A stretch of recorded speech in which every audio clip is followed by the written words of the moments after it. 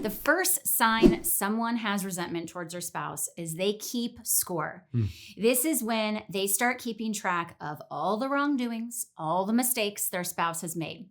And they bring all this ammunition into every conflict. Like, I'm going to remember the 30 mistakes that they've made in our marriage, and it's going to come out in conflict. Now, sometimes it doesn't come out in conflict. It's in your thoughts.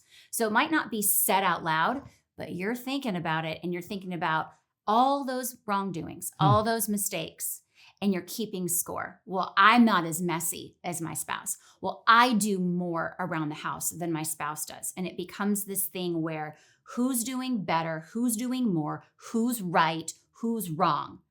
And I think this is a really common one. I'm just going to make it personal.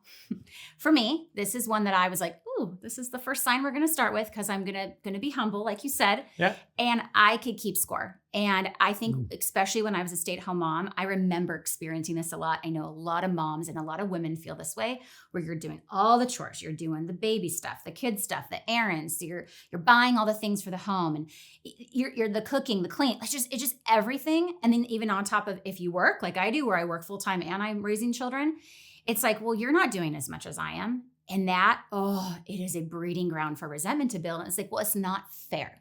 And under the keeping score vibe is like, it's just not fair. Yeah. And I don't think it's fair. And how dare you? And you don't know how much I do. And that's like the core thought behind the keeping score. They're like an emotional accountant. Oh, for They're, sure. they're tracking down like, I did this, you didn't do that. I Yes. did this, you didn't do that. Yes. It's very conditional love. It's very conditional love, and I don't think people even recognize it, myself included.